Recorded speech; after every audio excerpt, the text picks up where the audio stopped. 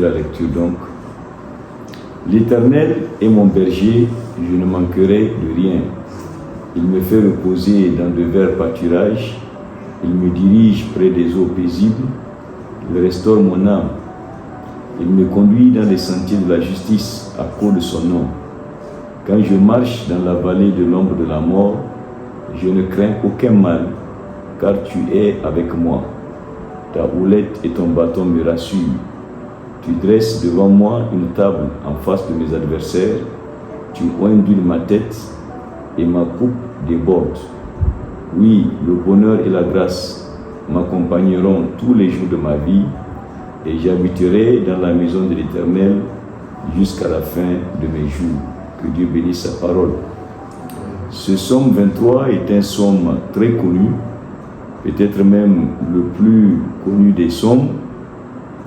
Il est chanté avec les grandes chorales que nous connaissons, mais aussi il est récité parfois par cœur par les enfants de l'école le dimanche dans nos assemblées.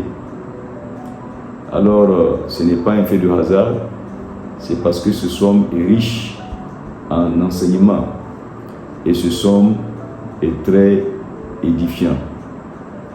La première remarque que nous pouvons faire sur ce psaume, c'est qu'il présente l'Éternel comme un berger et même comme un bon berger, c'est-à-dire un berger qui fait du bien. Alors cela nous permet de dire que ce psaume ne s'applique pas à tout le monde, mais seulement à ceux qui sont les brebis du Seigneur. Parce que seule une brebis du Seigneur peut dire « L'Éternel est mon berger ». Et il est très important de réaliser que dans le monde spirituel, eh bien, les hommes sont divisés en deux blocs. Un premier bloc qu'on appelle les boucs, qui se trouve à la gauche du Seigneur le jour du jugement, et un premier bloc qu'on appelle les brebis, qui se trouve à la droite du Seigneur le jour du jugement. On peut voir cela dans Matthieu chapitre 25. Et ce que nous notons, les boucs sont destinés à la perdition éternelle, mais par contre les brebis sont destinées à la vie éternelle. C'est pourquoi je dirais que c'est une bonne chose d'être une brebis du Seigneur, et si on ne l'est pas, c'est une bonne chose à partir de ce message de chercher à être une brebis du Seigneur. Alors très rapidement, si nous en venons à l'architecture de ce psaume, nous pouvons rapidement le partager en trois parties. Une première partie que nous pouvons intituler « Le secret d'une vie heureuse ». Une deuxième partie que nous pouvons intituler « Le secret d'une mort heureuse ». Et une troisième partie que nous pouvons intituler « Le secret d'une éternité heureuse ». En ce qui concerne le premier point, donc le secret d'une vie heureuse, nous retrouvons cette pensée dans le verset 1er qui dit « L'Éternel est mon berger, je ne manquerai de rien ». Alléluia. Nous savons que dans la vie, être heureux, ce n'est pas forcément être comblé des biens matériels de ce monde. D'ailleurs, nous avons beaucoup de gens qui sont comblés des biens matériels de ce monde, qui sont insatisfaits. On en a connu même des gens parmi cette catégorie de personnes qui sont allés au suicide. Ça veut dire que quelque chose leur manque. C'est pourquoi dans la Bible, Dieu ne s'intéresse pas à nos besoins superflus ou bien à nos superflus, à nos caprices, mais Dieu s'intéresse à nos besoins et nos besoins légitimes. La Bible dit d'ailleurs, l'Éternel pourvoira à tous vos besoins. La Bible dit, ne vous inquiétez de rien, mais en toute chose, faites connaître vos besoins à Dieu. Et on voit un jour Jésus demander à ses disciples, est-ce que depuis que vous m'avez suivi, vous avez manqué de quelque chose? Ils ont dit de rien. Ça veut dire qu'ils ne manquaient de rien, ils prenaient soin d'eux, ils pourvoyaient à tous leurs besoins. Alléluia. Toi qui nous écoutes ce matin, le Seigneur également est là pour prendre soin de toi et pour pouvoir tous tes besoins. Même si nous ne les connaissons pas, lui il les connaît et nous pouvons te garantir qu'il est prêt à pouvoir à tes besoins. Deuxièmement, le secret d'une mort heureuse. Nous trouvons cela dans le verset 4, cette pensée qui dit « Quand je marche dans la vallée de l'ombre de la mort, je n'ai aucune crainte. Je ne crains rien, car tu es avec moi. Ta houlette et ton bâton me rassurent. » Nous savons tous que dans ce monde, nous ne sommes pas éternels. Nous sommes des étrangers et des passagers. Un jour, qu'on le veuille ou non, qu'on l'accepte ou non, on va quitter cette terre. Parce que la Bible dit qu'il appartient aux hommes de mourir une seule fois. Mais c'est pour cela que la mort est une terreur pour beaucoup de personnes.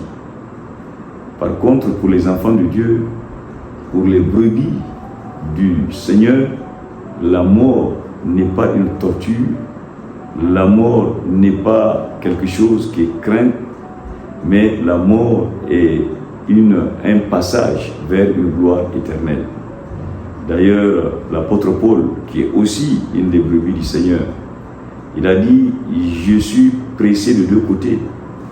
D'un côté, j'aimerais aller vers le Seigneur, ce qui de loin est meilleur pour moi, mais d'un autre côté, j'aimerais rester avec vous pour travailler. » Donc, il dit que quitter cette terre pour aller dans l'éternité est meilleur pour lui. Parce qu'il savait ce qu'il attend là-bas. Ce qu'il attend, eh bien, c'est le bonheur éternel. D'ailleurs, à quelques moments de sa mort, il était très serein. Il dit, j'ai combattu le bon combat, j'ai gardé la foi, j'ai achevé la course, et désormais la couronne de justice me sera remise par le juste juge. Et pour nous encourager tous, il dit non seulement à moi, mais à tous ceux qui auront aimé son avènement, c'est-à-dire tous ceux qui sont aussi du camp du Seigneur, qui sont aussi des brebis du Seigneur. Et toi qui nous écoutes en ce moment, si tu es une brebis du Seigneur, tu n'as rien à craindre par rapport à la mort. C'est un passage vers la gloire éternelle. Et toi qui n'es pas brebis, c'est le moment de te préparer. Voilà pourquoi nous terminons avec la troisième pensée qui dit, qui parle du secret d'une éternité heureuse. Oui, nous l'avons là dans le verset 6, qui dit, oui, le bonheur et la grâce m'accompagneront tous les jours de ma vie et j'habiterai dans la maison de l'Éternel jusqu'à la fin de mes jours. Ah, ça c'est merveilleux. Ici, eh bien, le psalmiste est en train de dire, je resterai avec le Seigneur jusqu'à la mort. Ça veut dire, je mourrai avec le Seigneur. Et vous savez ce que la Bible dit? La Bible dit, heureux ceux qui meurent dans le Seigneur, parce qu'ils ne verront point la seconde mort. Ils n'iront pas dans l'enfer, mais ceux qui meurent dans le Seigneur iront à la vie éternelle. C'est pourquoi, si tu veux une éternité heureuse, alors il faut être une brebis du Seigneur. Il faut persévérer avec le Seigneur jusqu'à la fin, car heureux ceux qui meurent dans le Seigneur. Et ma prière est que Dieu nous aide, nous qui sommes des brebis, à persévérer avec lui jusqu'à notre dernier souffle, jusqu'à aller dans l'éternité. Mais maintenant, il est temps de parler de ce berger. Qui est ce bon berger, en fait? En lisant les Écritures, on voit que le bon berger, ce n'est personne d'autre que Jésus-Christ. Parce que Jésus-Christ, dans Jean chapitre 10, verset 11, dira « Je suis le bon berger, et le bon berger donne sa vie pour ses brebis. » Effectivement, pour nous garantir une vie heureuse, pour nous garantir une mort heureuse, pour nous garantir une éternité heureuse, Jésus a donné sa propre vie en sacrifice pour nous. Et ce matin, nous bénissons Dieu pour ce sacrifice de Jésus sur la croix du Calvaire, où il a versé son sang par lequel nous sommes pardonnés, où il a enduré des coups et des blessures, des meurtrissures, mais par lesquelles nous sommes guéris. Ce matin, si tu veux être une brebis du Seigneur, tu n'as qu'à faire une seule chose, accepter Jésus dans ta vie comme Seigneur et Sauveur. Et je prie pour que le Saint-Esprit te convainc et qu'à partir de ce matin, Jésus soit dans ta vie et que tu sois une brebis du Seigneur. Que Dieu te bénisse, que Dieu bénisse cette parole au nom de Jésus. Amen. Seigneur, nous te disons merci pour ces moments que nous passons dans ta présence. Merci pour ta parole qui nous encourage et qui nous rappelle à travers Somme 23 que c'est une belle chose d'être brebis du Seigneur. Et nous sommes tes brebis. Tu es notre berger qui nous conduit et qui nous dirige. À cause de cela, nous ne manquons de rien. Et ce matin, je te présente tous nos besoins, que ce soit physique, que ce soit moral, que ce soit matériel et financier. Merci parce que tu pourvois déjà. Pourvois aux besoins de ceux qui nous écoutent en ce moment également, dans le nom de Jésus. Merci parce qu'avec toi, nous n'avons rien à craindre, car nous savons que même la mort n'est pas une perdition, mais un couloir pour aller dans l'éternité. Merci Seigneur pour ce que tu nous réserves, cette éternité glorieuse, car la Bible dit « Heureux ceux qui meurent pour le Seigneur, dans le Seigneur, parce qu'ils auront part à la vie éternelle. » Merci parce que tu nous as acquis cette vie éternelle par ton sacrifice sur la croix du Calvaire. Bénis ces moments que nous passons dans ta présence, au nom de Jésus. Amen.